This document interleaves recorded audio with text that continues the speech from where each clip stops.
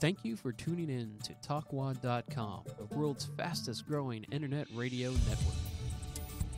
Please check out all the other great shows on www.talkwad.com.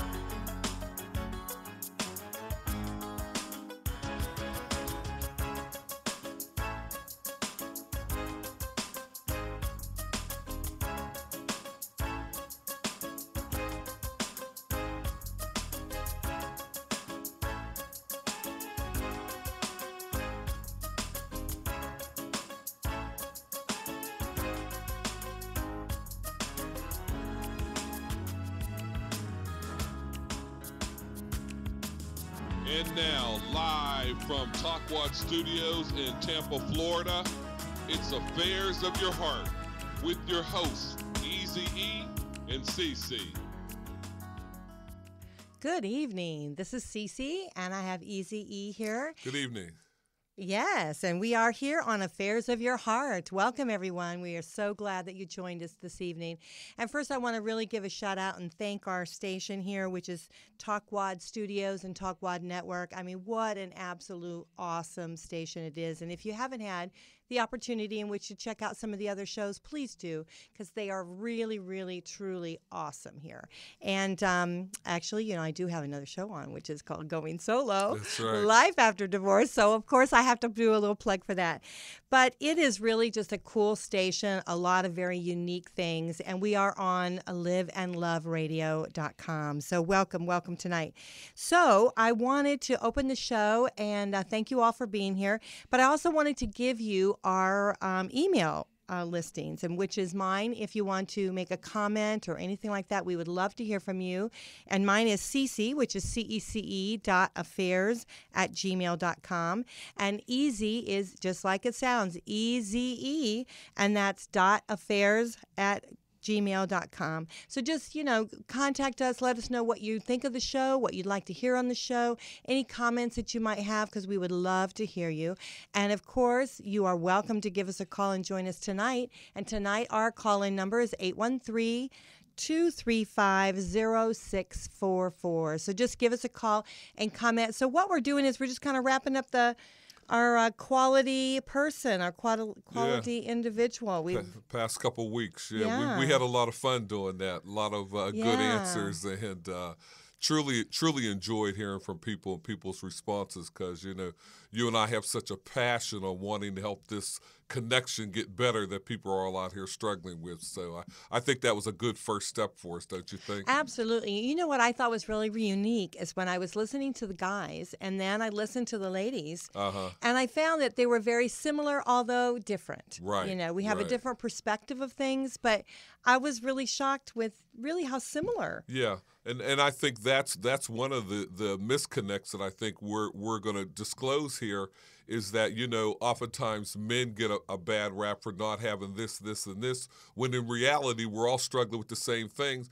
I think that, as I stated before, the root of the problem is men are not as well versed in having an emotional language. We have it all going on. We just don't know how to verbalize it, nor do we have practice at verbalizing it. Absolutely. You know, your upbringing and over years of whatever conditioning, men are always taught to not really show their emotions, but truth be, they do have emotions, and they're always underlying, and a lot of things that us women go through, they actually go through too. I mean, the very first date, things like that, they're just equally as nervous. Right. And I have had dates where guys have actually had a drink beforehand to settle down, to settle their nerves down, and then I realized that they drank a little bit before they came. But then, you know, I don't judge. I've heard some ladies talk about that, and I don't judge, because I feel like, you know, I'm nervous. he's nervous. So hey, let's just see where it goes here, and not make a judgment call on that. Right. And one difference that I always laugh at, I've learned over the years that it's difficult, especially in the beginning, to get a woman to do something very spontaneously, especially if it's a first meet and greet, because I understand it's the nails, the hairs, the outfit, the clothes, and then you got to make sure everybody's in agreement with what you're wearing. Guys, if it's clean, if it looks good, we can shave ourselves, we could be out the door in an hour, and let's go meet, something's going on. But ladies really hesitate in doing things like that. Oh yeah, we want to. Well, first impressions are very important, and that's Right. something maybe we should talk about just briefly, is because it is part of the quality type of individual that we're looking for. We want that first impression. We want to be able to look good, smell good, all that kind of thing. Right. And if we right. come in, just you give us a call and we just got back from the gym and we're all sweaty, and you say, hey, let's meet in a half an hour. There's no way you can do your hair and all of that in a half an hour, I hate to say. Right, So if you right. throw it back in a ponytail and you go and, just do a quick shower and you're just not going to look your best. And then you wonder, okay, does he judge you because you're not, really looking your absolute best? But, hey, I don't know. Yeah, that's you raise a very good point, and that's one of the very important points that I do want to stress with men, because I think men take their appearance a lot for granted, and I try to stress with them that this first meeting, first, second, third meeting with somebody, it's like going on a job interview. Would you wear what you're going to wear to her house? Was that really how you'd go to apply for a job? And I'm not saying you have to go out and buy clothes, but you can make sure, take a look at the jeans, are they clean? And, my shoes, do I want to wear shoes? We're going out such and such place. Let's wear shoes, not tennis shoes. Absolutely. Let's wear a shirt. Everybody's got a shirt, whether it be a dress shirt, a sports shirt or something. You don't have to wear the T-shirt on the first date.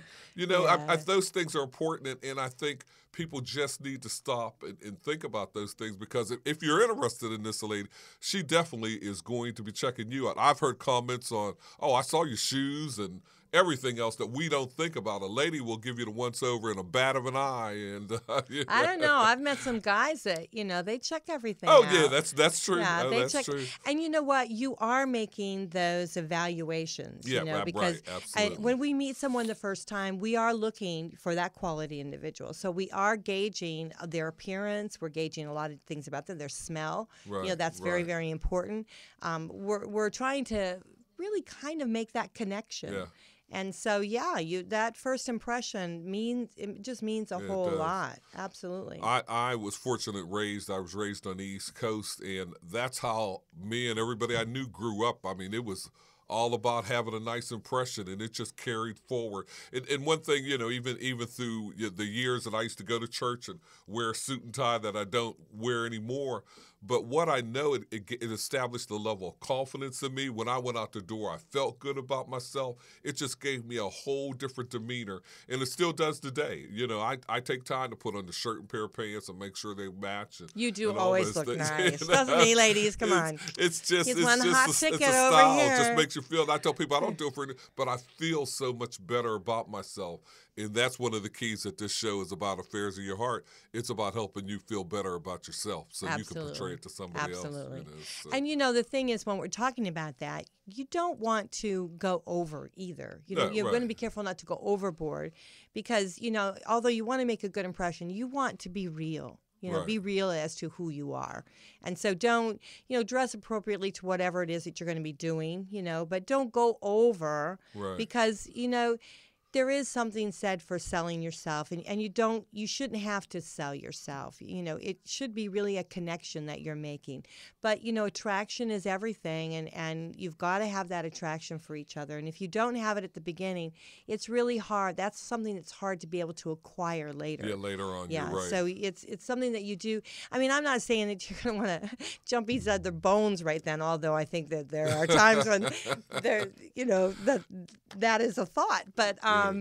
But the thing is you do want to, make a good impression. You do want to have that connection and have that spark and, that flirting and all of that comes along with it. And, a really good first date, there's nothing better than a really great first date. Right. That's very true. There very is. true. When you walk away or you go home or whatever and you think, wow, I really did I really do think that I've made a good connection. It's Had a good time. It's a good feeling. Yeah, And I've absolutely. had that on a phone call. Let's right. talk. Let's talk about that. Your initial phone call that you do with someone. Right. I've had that where I've had great phone calls, and then when I met them, down. Yeah. Yeah. So, and that's a little bit of a letdown too. So, Well, a lot of men struggle with the language factor, and those are the things that hopefully will bring on some people to help with all that, because we've been asked questions like how do you connect with a woman? Men they feel awkward in a lot of those instances. And once again, I think it boils down to language, because women are used to talking to their mothers, their daughters, their girlfriends. They're all on the same cue with everything that they talk about. But men, we don't discuss a lot of these things with one another. We talk commonality of job, money, boats, fishing, sports, anything but getting down to the person. And that's what we want to do here, is get down to the person. absolutely. I was encouraged, though, CC, in recapping the past couple of weeks, when we talked to the men, one thing that became very apparent, that when you ask a man what are his qualifications for being a good man, most of them were very at ease discussing why they thought they were a good man. A man takes care of his family, a man is responsible, a man is honest. I think society's done men an injustice in a sense that we're always, in a sense, we lead with our verboseness of job, house we live in, salary, boat, fishing. We lead with possessions of of those things, thinking that's the way we're supposed to lead. Oftentimes, that's very much the way it is in the male world. I mean, I can't tell you how many times in business meetings, one of the first questions, so what do you do? Everybody they ask you that question. Well, and I ask that question too, but it's not necessarily, I'm not asking you how much is in your bank and, what kind of money you're making, you're bringing home. What I'd like to know is what type of field you're in, because I want to kind of know what you're like. What kind of business do you like to do? What is it that makes you tick? Because if you're getting up and doing this job every day, or if you're retired from it, what was your life like, And so that's really why I say it. And I really think a lot of women are the same way. I don't think we're really saying like, what's in your bank account. But that's what I'm saying. One of the differences with women ask you, when it's men asking you, it's a whole different. There's that, like they said, women have that underlying thing with each other. Men do too in many instances. It's almost like who is this person type of thing, and you get it because you can tell by the questions that they're asking you, or what they say about themselves. I mean, it's common, and what I used to do, because I used to do a lot of corporate presentations, had to meet a lot of high level people, and this was when I just don't know, was hard hit or whatever. I just had my own view of things, and for kicks, for kicks, I'm not going to argue with you, sweetheart. For kicks, they would say, "So what do you do?" And I'd look them in the eye and I'd say, "I live life. How about you?" And just kind of smile at them, Yeah, because because that's what I do. And we're not on any level for you, not that I'm trying to put them off, but you get it so much. I said, I just want to see their reaction, because that's what I try to do. I live life, Everything else I'm doing is for that purpose of living life, So. Well, and okay, let's just step it back to being a provider. I think it is important for women to think the man is a good provider. Right. Not necessarily that we want him to provide for us, but we do want him to know that he is a good provider, that he is, self-sufficient and had a lifestyle, or, has the drive and desire to go out and do what he needs to do in order to provide for his family. True. And that shows a character of who he is, Right. I don't think that in today's economy that I don't think that women really assess men as strictly as a lot that I've heard with regards to what they can provide and things like that. I think we are all getting real with the fact that today's economy is tough, and there are people that are very well educated, very smart, that are out of work or early retired, or things like that, and that they do have a smaller they have to live within their means, a smaller amount of money in which to live on and stuff like that. So those are different from thinking whether he's a strong character, or he's a provider, or you know what I mean. Yeah, do you understand I do. I'm coming from on that? Yeah, I do. And you touch on a good point, because and it's really probably within the person because of that. And I've long since understand that any of my conversations with anybody, I always view us as being on equal level. And so I'm always fascinated with, because you run into some women, they're the CEOs and the managers and the head dogs of a lot of things, you know. Absolutely. And it's not an ego thing anymore. It's about sharing information. What did you do? How'd you get there? And I feel very comfortable. I would imagine there's still men that still feel uncomfortable in that, but it shouldn't be that way anymore. Just like we've had to progress in times. But I find it actually refreshing to talk to a lot of women, and because the women have some fascinating jobs.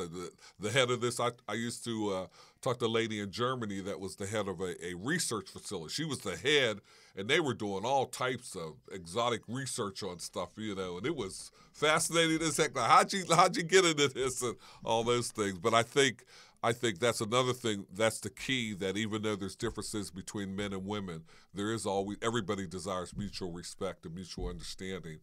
And I think it is appropriate to ask somebody, you know, from that point of view, what do you do? What's your lifestyle? To find out compatibility, if nothing else. Absolutely. You know? And you know, when you're doing that, you know, when you're having that first date, first conversation, that is exactly what you're doing. You're really trying to figure out whether you are compatible. Because you do, in order to have any kind of relationship, whether it be, you know, if it's anything longer than just a one-night stand, I mean, if you have to be able to be compatible. Right. And so that's really what you're trying to do, is assess those type of things when you're talking, when you're meeting, those kind of things. I've met a lot of really great guys that, you know, I just don't think that we are compatible, and they don't think I'm compatible to them. You know, I have a 10-year-old son, which is, you know, and I put that out there, and I know we've had this conversation before, and where I put it out there not necessarily for the fact that I want to like shoot the relationship in the foot right off the bat, but they need to know who I am and what makes me tick and what's important to me. So they have to be able to understand that I am a family person and family is very important. But that doesn't mean that my relationship, if it would grow with him, would not be equally as important. Right. And I think that's a stepping stone, in which we should really talk about on the show at some time, is what are you willing to be able to put into, be vested in a relationship, you know, as you go down that road.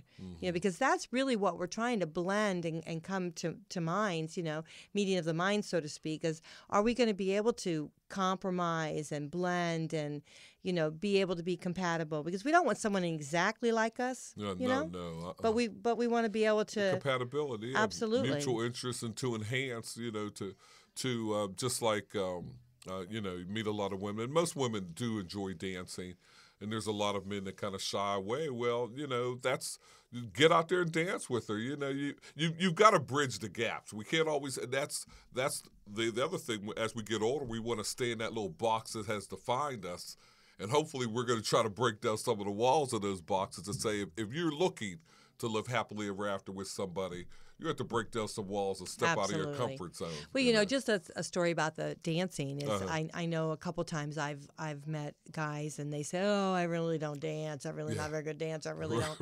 really, you know. But I say, oh, come on, let's dance. And so they'll get out there, and you know, I'm like going, wow, what do you mean you're not a good dancer? You're a very good dancer. You know, he's with the beat and he's, you know, happy, and looks like he's having a good time. And I'm thinking like, well, you know, you're having a great time, and, you know, you were afraid to step out and do it. So it's really the self-confidence level. So I think as we date, as we're going out and dating, we really have to, both of us, both parties, both men and women, have to really start getting their self-confidence up. And I think that's one thing, as far as our quality, that we were noticing was self-confidence on both sides. That's true. The insecurities that we have. Right. That's very true. Very true. And you know, like a lot of the good men that we talk to, and we ask them their qualifications, I was surprised how easily they could talk about, well, I'm honesty, and I take responsibility, and I'm good with my children, and all of that. And I think it just shows there's a misnomer out there that men aren't a lot of things. We just aren't good at verbalizing these things about ourselves. But we have the same amount of emotions, but a lot of us, we tuck it down inside. So that was the first key to see that there's a lot of similarities as far as what men and women think create a good person. Good, and that's what I said on last week's show. It's all about identifying the character of the person. That's what you want to get to, is the character of the person and how they feel about things. And if you see a man who isn't good at communicating, would take note of that and say, okay, well, then I need to communicate with him in a different way to let him ease into Excellent. it. This is going to be my girlfriend. This is going to be my mother, that we could just chatter on these things. I'm going to have to go slow and help him bridge the gap in communicating some things without feeling threatened. Because I think a lot of times, and men will feel they're backed into a corner when we do have to have that emotional relationship discussion. We feel backed into the corner. Not because, I'm sure there is some fear, but I think the fear is that we don't know adequately how to address it, in a sense. We really don't. Well, I mean, sometimes you don't want to address well, it. that's true. Sometimes it's like avoidance, and you just don't want to go down that road. That's going to be part of our next week's show, yeah, right? It's like, I'm not going down that, having that conversation. Right. We'll just keep it on, whatever. But, you are so right with regards to the communication. Is we should not assume as individuals that other people communicate as we do. That's right. So we should really step out of our box a little bit and try to be a little bit more understanding, a little bit more compassionate. Because when we're having that first date with someone, we've got to understand that they're nervous, so they might say things or react a little bit differently, be a little quirky. But, Right. you really have to give it some time and let it blossom, let it go a little bit more. So we're so quickly to pull the plug on someone that we don't take a few more dates to try to determine if they're really right for us and we want to be able to pursue it, or if they're wrong. And I wanted to make a comment because if you didn't listen to the show last week, you need to go back and listen to it, because Easy did a quote about the spoiled apples, which really, he knows me well enough to know that would tick me off, and I don't like I don't like the negative stuff, But I have to be real, because I was really starting to think about that afterwards and all this week. And there are bad apples. Yes, there are. And there are people with toxic relationships, people with toxic behaviors, and people that just are not right for us. And that's okay. That's their problem. It's not our problem. It's our problem if we allow their situation or the way they are to affect us in a negative form. So I have to be real and say, you know what? Even though I feel that there are good qualities in everyone, sometimes those good qualities are just not seen, and they're not exposed, and maybe that individual doesn't want those to be exposed. So maybe there are, some bad apples in the group, bad, pasts in the group, or what, in that area. Uh-huh. So I think we do have to be real with saying not everyone is going to be for us. Right. And we can't make exceptions all the time. We can't say, oh, well, women tend to do this. Oh, well, we'll fix him. Right, right, Oh, well, right. he'll change. Once he sees how sweet and wonderful I am, he'll change his ways. Hey, he is what he is. Yeah, that's very true. And if we listen, we will hear what he's trying to tell us. So I don't know I have to ask you, being a guy, how is it from a guy's perspective about women? I mean, about what we say. Do you really take everything we say to heart, or what's going on there? I think one of the differences, we take what you say to heart, but men, I think, are much more aware when the situation isn't desirable or is no longer workable for us. We don't have a problem with ending it and moving along. We don't worry about trying to fix it or anything like that. It's not that type of situation with us. Somebody like me, I feel bad, but and because a lot of our show is for people that have been through a lot of experiences in their life, they're at divorce or widowed or what have you now. This is a time in life where you have to take a stand for who you are. And Yes. you can't let toxic things continue to come into your environment all the way to your expiration date. You have to take a stand, and once again, I get back to that self-love and self-respect. You've got to rid yourself of toxic situations, as men easily do. We don't keep a toxic situation around, even if it's a male friend. You know? Come on, you guys, I mean, not all.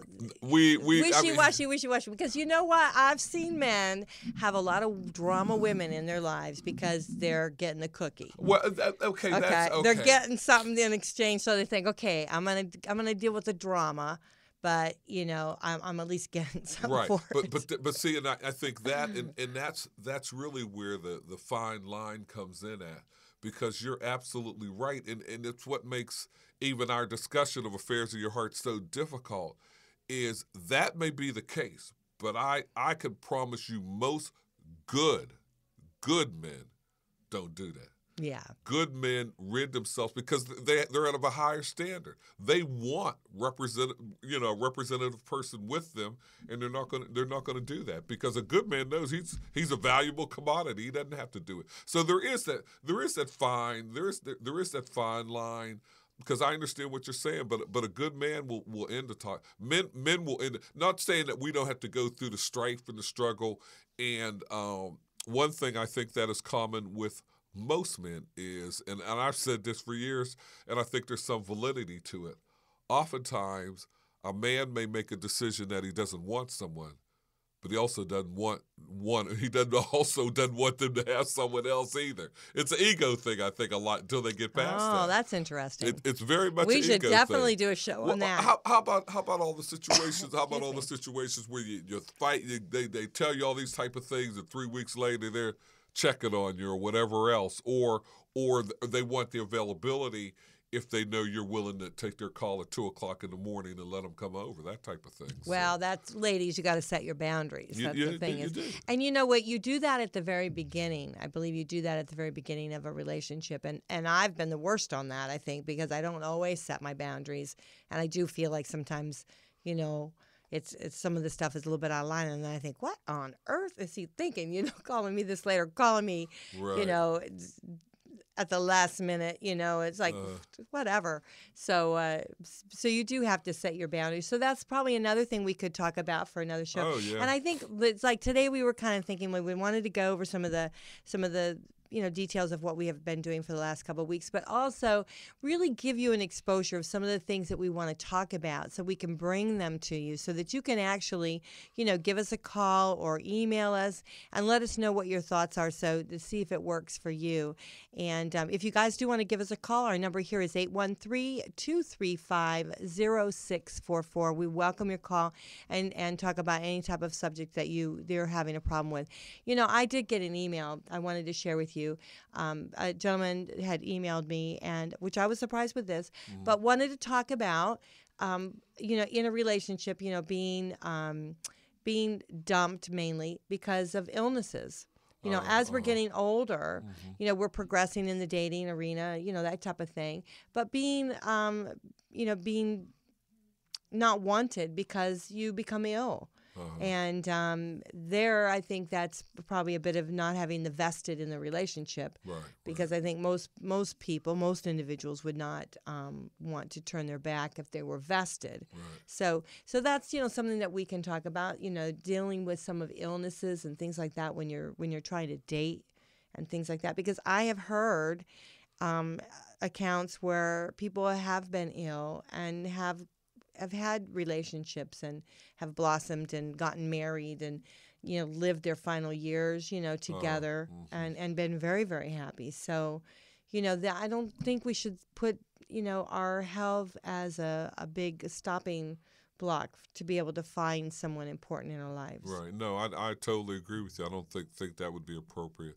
And a lot of it, and even a lot of things that we're discussing here right now, it keeps filtering back to where is this person at mental-wise in their head about themselves, because when you talk to somebody who really feels good about themselves, not only do you see it, but their whole confidence and awareness and what they're willing to take. Because I've met women who made it very clear where they're at, what they want or what they're looking for or whatever else. And you can even read some profiles and get a very good indication of where this person is at.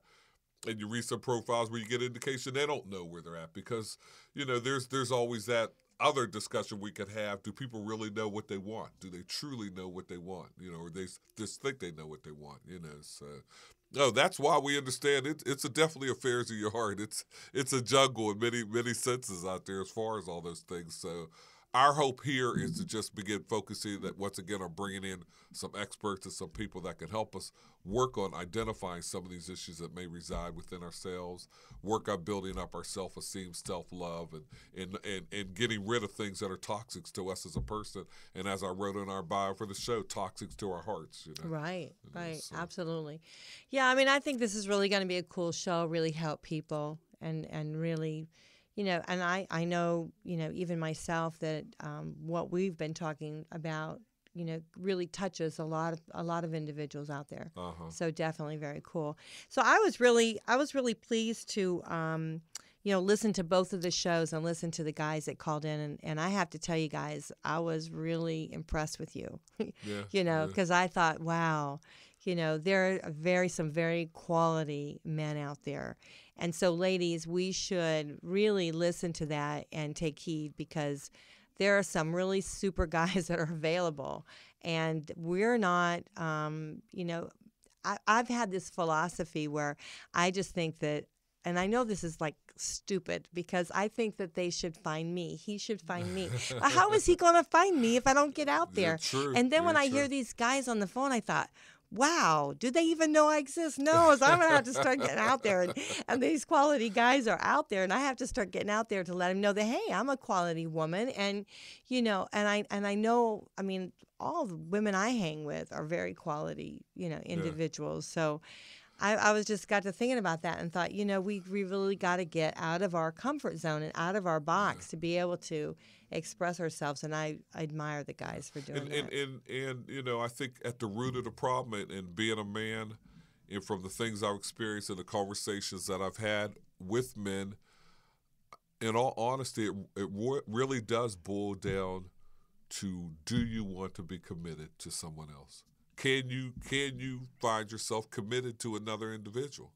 Because so many men have had that sense of going from one relationship to another, and of course their commitment of marriage may have ended in divorce or a bad divorce or whatever, and you just don't. I don't talk to enough men where I really feel they've made the decision, they've turned the corner to say, I want to commit myself again. And I think that's an unfortunate, but I think that's an individual thing as to whether, because I think men, as we had talked earlier, are somewhat fearful of that word of commitment. And it was kind of easy for me, because I say commitment, and the alternative to non-commitment does not look good in about another 15 years, So. See, okay, that's another. When you're talking about that, it's timing, isn't it? Yes. It's what you're saying is timing. So what you're thinking to yourself, and I've had this conversation with a few other people, it's that when you're getting older, as we all are, then you start to thinking, okay, well, I only have so many exes in years left, expiration date, where I'm going to be doing pretty good, so maybe I better, get into one now, because might not be able to get into one later. That's pretty sad, but it is true. But guys, I think a lot of times guys would be happy, and if I'm wrong, you correct me, because I'd like to hear this. But I think guys would just like to just continue on dating. They just would just like, I don't know. I think they like to have one woman. I think they're okay with maybe dating one woman. But I think they like to just kind of keep that non-commitment, topic out of the picture and just keep on talking to her. So when we come back, let's talk about that. I want to hear what he's got to say, because I'm really he's going building to up. think about this, because I don't want to get nasty ooh. emails from men. So I'll have to think I'd about like that. to get nasty emails. Come on, my email is CeCe.affairs at gmail.com. But we're going to take a quick break. And so when we come back, we're going to get his opinion on what I just said. And I think it's going to be very interesting. So you are listening to Affairs of Your Heart, and this is liveandloveradio.com, and we'll be right back.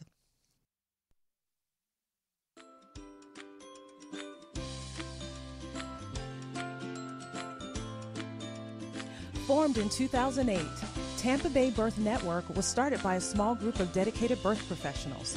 The Tampa Bay Birth Network's primary mission is to provide a community of professionals, families, and individuals who support, educate, and/or promote natural pregnancy, birth, and parenting. This year's Natural Birth and Baby Expo is sponsored by the Talk Wide Network in association with Mama Bear Shares Talk Radio Show and will be broadcasted live from the Largo Cultural Center on April 6th. We'll be showcasing our local birth centers, midwives, childbirth educators, natural baby retailers, photographers, family health resources, and much, much more. You don't want to miss this one-of-a-kind event. If you're interested in becoming part of this year's Natural Birth and Baby Expo, please visit us at tampabaybirthnetwork.org. That's tampabaybirthnetwork.org.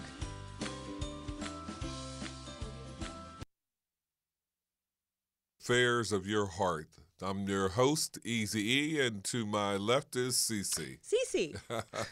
Before we went on break, Cece, as that old R&B song says, dropped the bomb on me about she thinks men would prefer to just continue dating through their whole existence. And as a man and having to, in an uncomfortable position, share some honesty here, I think there's some truth to that statement.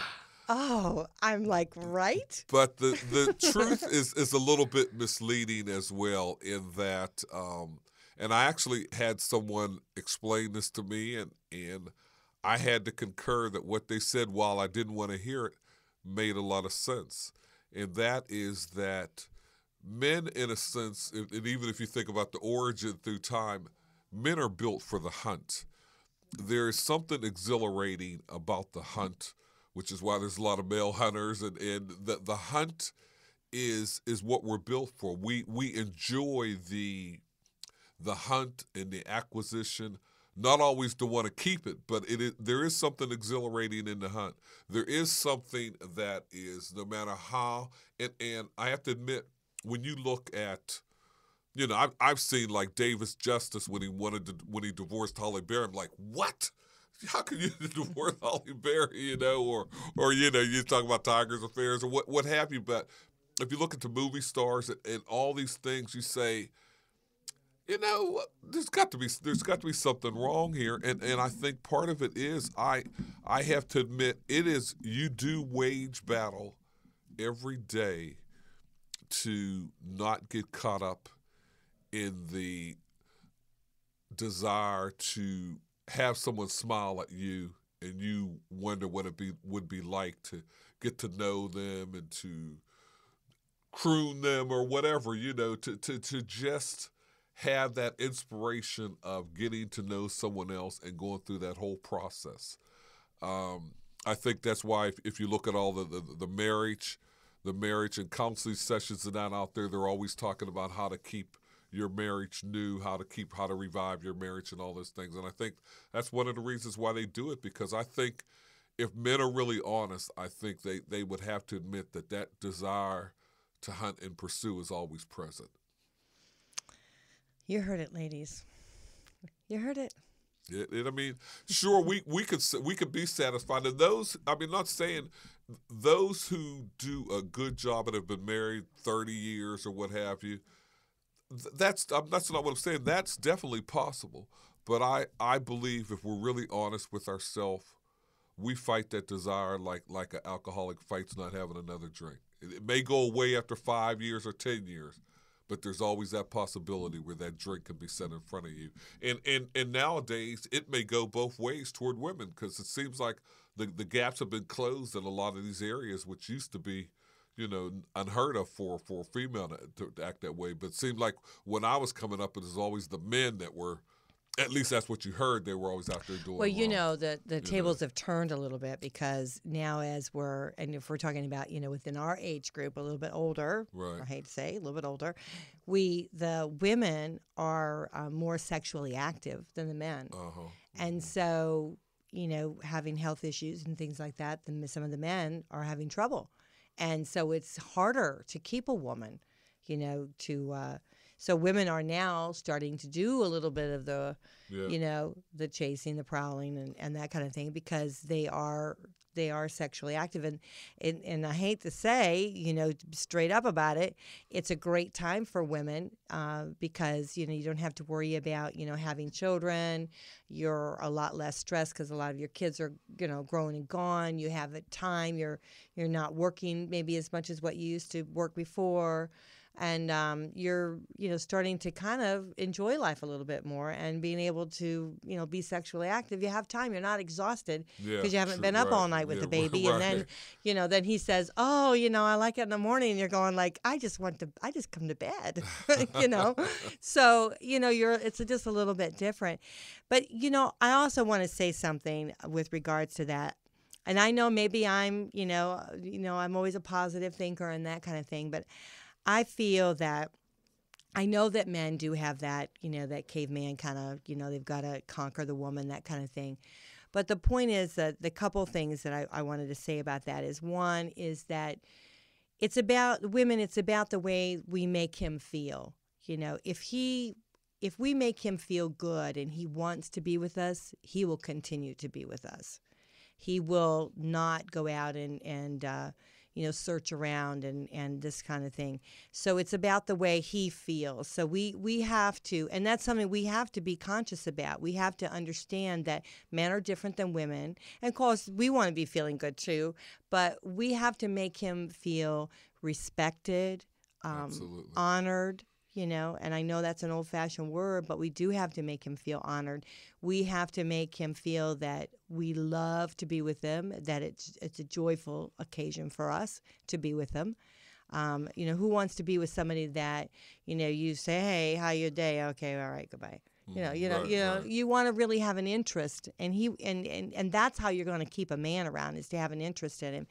But the other thing is the guy, if you can bring yourself out to where you are also, something worth keeping.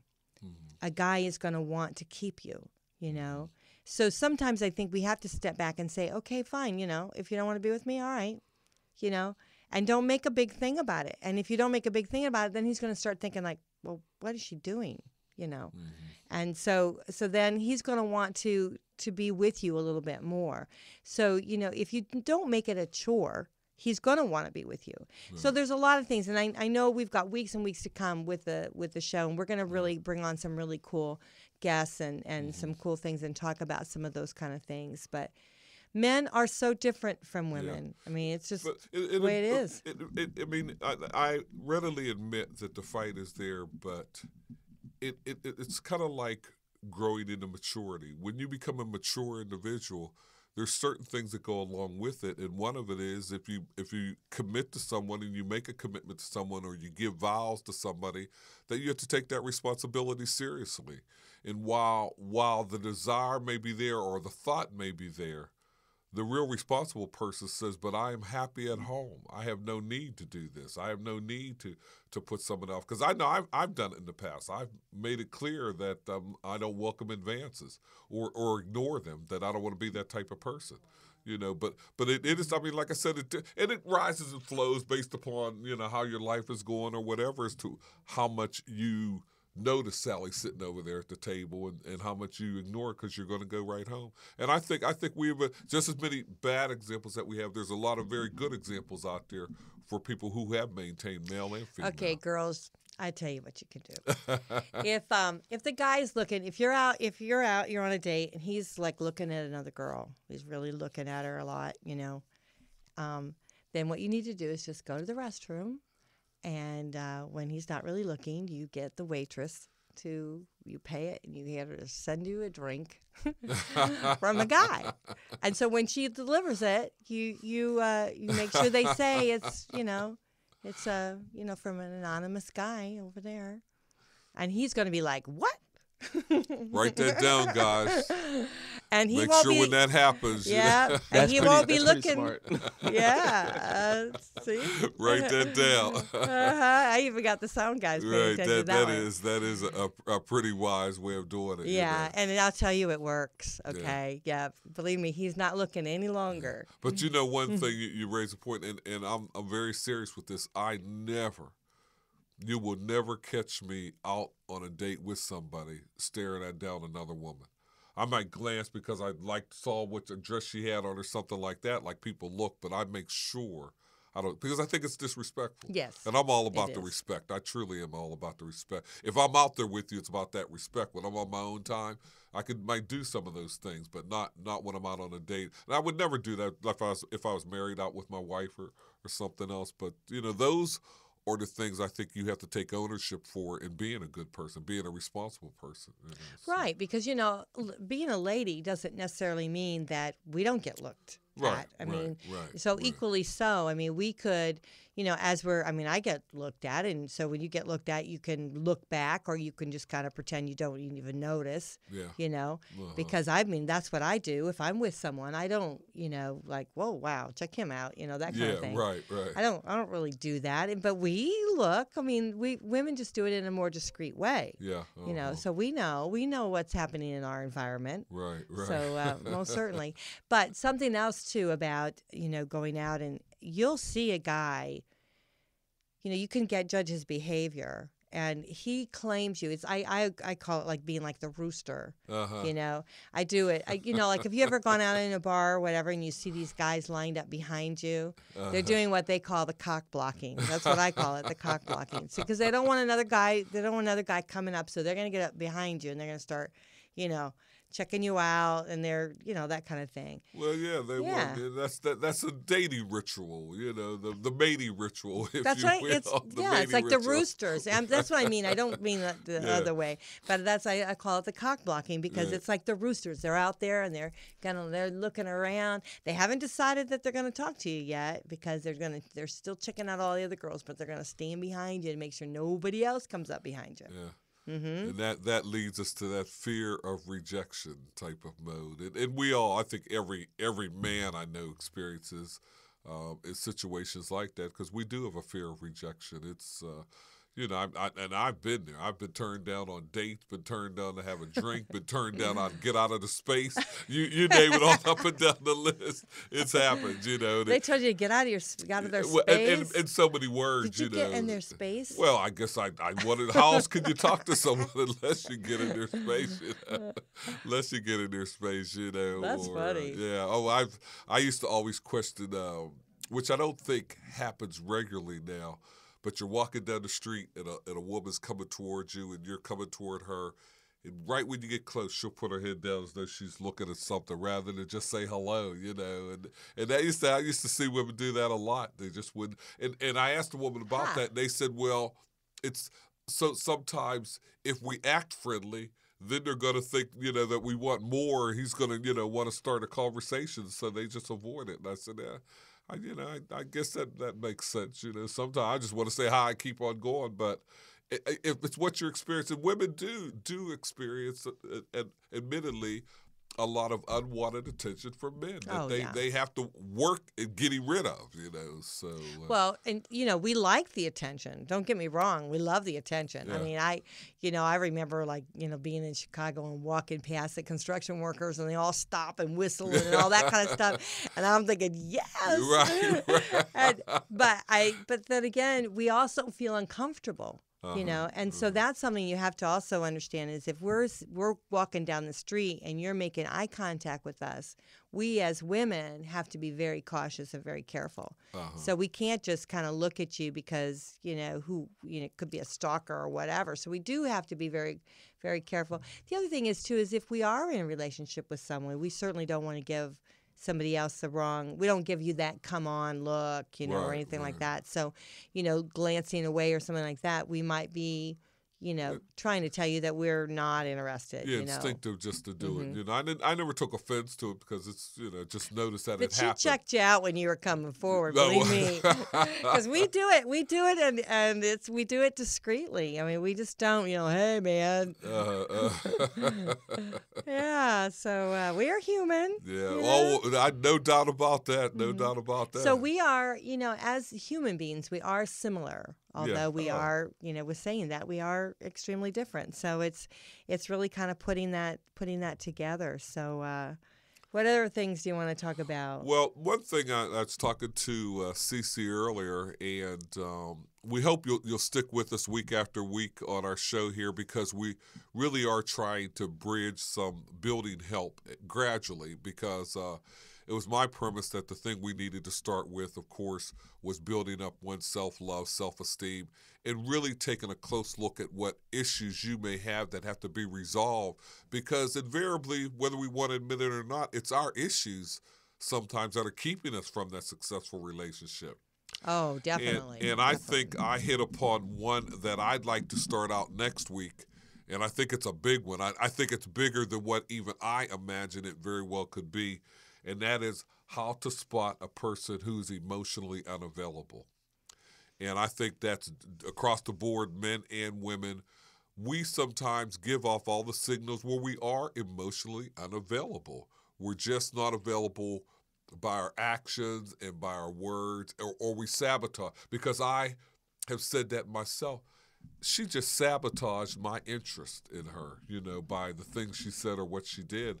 And not knowing the full history of what somebody's going through, I think there's many more of us out there that are emotionally unavailable than what we even think about or know that our actions are giving this off. And I think that's a good topic to address. Oh, I think so too. Yeah, definitely. And sometimes just our own insecurities, we might be available, but we're saying things that are making it sound like we're not available. So I think we should also touch on that too while we're doing it, because I know I've done that myself, where I've said things and I'm interested, but when I think back on and I think, oh wow, why'd you say that, and and you only get one shot, when you're doing that, first connection, you really only get that one shot. Right. I mean, if you can't can't get through that one, then it's done, and you've got to move on to the next one. And so you really have to know whether you are available or if you're just saying things that's making you sound like you're not available. And if you're with someone, we're going to talk about the signs that you're able to spot when somebody is emotionally unavailable. Say, for instance, anger.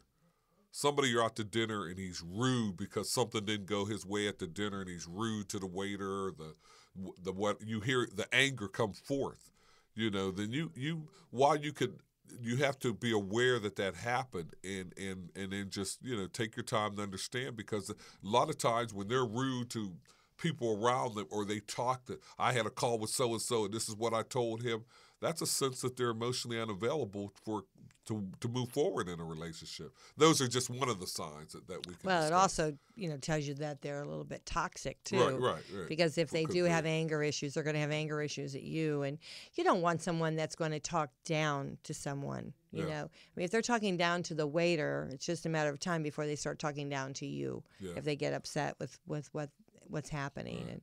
And the other thing is, like, I know that I was. Like, for instance, I was talking to someone on the phone, and then they were, like, yelling at the people in the car, driving and this and that and carrying on. And first time I thought, oh, okay, maybe something happened there. But then the next conversation I had, it was the same thing. So then I started thinking, well, wait a minute, this is a behavioral type of pattern. Right. So, you want to look at the patterns that's happening with regards to things. So, definitely, I think it's a very cool topic to talk about. And I have a question, because it just came into my mind that I wondered if you might have an answer to this, because I'm not sure I totally would know an across-the-board answer. Maybe there is not an across-the-board answer.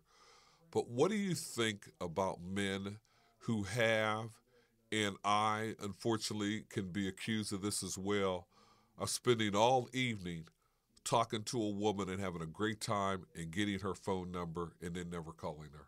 Yes, I'd like to know about that myself. Why does that happen? I'm not sure. Because it seemed like a good idea at the time? Because I think he's not available. Not emotionally unavailable. He's just, I just don't think he's, I don't know if he's insecure about things, or if he's has a lady and he's just kind of trying it out. Oh, well, maybe I might be interested in doing something, and then decided not doing something, there could be 1,000,001 reasons. He could have written the number down wrong. He could have lost the number. Yeah, it could have been something like that, something unintentional. So, but why he doesn't call is. Yeah. And I think a lot of women, at least that just in casual conversation, they've mentioned that over the years that has happened. And like I said, I actually haven't been guilty of it myself. It just seemed like a good idea at the time, but it was could be busy timing, and and just a lot of things that just really. I think when I did it, it was probably because I really knew afterwards I didn't have the time or commitment that I wanted to invest. So it's kind of like, why do I want to head down that path when I know that I'm not going to be able to, when I know I'm not going to be able to go forward with. Not that it particularly was anybody special in my life. I just knew I was on a path where I didn't want to. I was emotionally unavailable. I guess I just didn't want to head down that path. Well, the last thing I can say with regards to it, it's not. It's their problem. It's not your problem. So I mean, if you give out your phone number and the person doesn't call you back, it's their loss, so you just have to kind of look at it like that. You do, and they probably saved you from something. I mean, if that's, the initial, there's a lot of warning signs in the beginning, and that's what, hopefully will get women to take a stance. Not that I say, because I'll give you, before we close here today, one of my favorite things is that I'm okay with onesies with anybody. I'll try to give you the benefit of the doubt. I'll try to give you understanding. Even if I can't understand, I'm okay with it. I deal with patterns in people. And patterns, once I see a pattern build up of something, that's the time that I deal with it. But I don't deal up with a onesie like, okay, well, they were late today. Okay, something could have happened. I'm not going to spend any energy and time on it right now. When they're late 4 times in a row, then that's a pattern. It's those type of things. And so that's a good way of looking at it. It is, and I want women, because women will oftentimes just cut you down right because one thing went wrong at that time, and they say that's a red flag, so therefore it must be many more, and that's it. Well, it doesn't necessarily have to be. We're all humans. So. Well, the thing is why do you want to go on a date and all you're doing is looking for red flags? So you're starting the date in your mindset in a negative way. Right. So that's something we could probably talk about too. We should really talk about first dates and things like that, and try to maybe make it a little bit easier for people and things like that. But I think we are going to have to start wrapping up the show. Yeah, we're going to wrap up today. That's going to be next week's show, Emotional Unavailability. Please have your friends and family listen to us again on TalkWad Networks. It is www.liveinloveradio.com. Again, you can email us at any time throughout the week, and we'd be happy to hear from you with your questions or comments on today's shows. Again, you can reach me at eze, just as it sounds, eze.affairs@gmail.com, or cece.affairs@gmail.com. And we'll be here next Sunday at 5:30, energetic and ready to tackle once again affairs in your heart. And that number at that time is 813-235-0644. It's been great talking to you out there, and we hope to see you next week. Yeah, it's been great. Absolutely great. I just wanted to also, let everyone know out there that we are looking for a sponsor. If you'd like to sponsor our show, we'd love to have you. And we'd like to get some advertising on. So if you're interested in advertising on Affairs of Your Heart, we would love to have you. Oh, and one other thing, you have an event coming up that you wanted to we have an event, and I hope you're coming, right? You're coming to the event. Right. We're going to go Tuesday night at 7 o'clock, around 7:30. We're going to go to Zoe, right? Zoe, which is in Clearwater, US 19.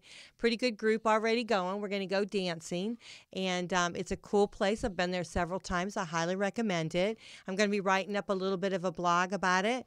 So why don't you come on out and join us? We'd love to. We're going to have our high heels on and get dressed up a little bit, and it's tell going to them be great. they can find it on your tell them what your Facebook yes, page is. you can find me. I forgot to tell you guys. I'm on meetup.com, which is under My Friends Connect. We have the Divorce Support Social Group. We also have the Transition to Dating and Relationships. And you're going to find this event on the Relationship Wanted. My Friends Connect Relationship Wanted, Relationships Over 40 Singles Group. And so there's quite a lot of people. I think we've got about 20, 25 people coming already. So come out and meet us on Tuesday. Talk live to us one-on-one. Yeah, definitely. Tell us what you like about the show. All right. We'll see you next week. All right. Bye now. Bye-bye.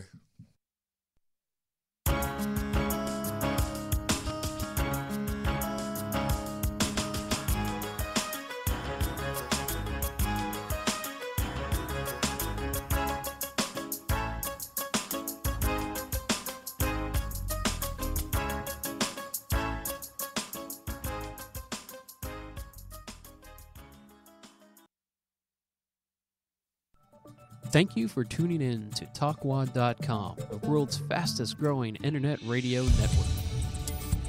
Please check out all the other great shows on www.talkwad.com.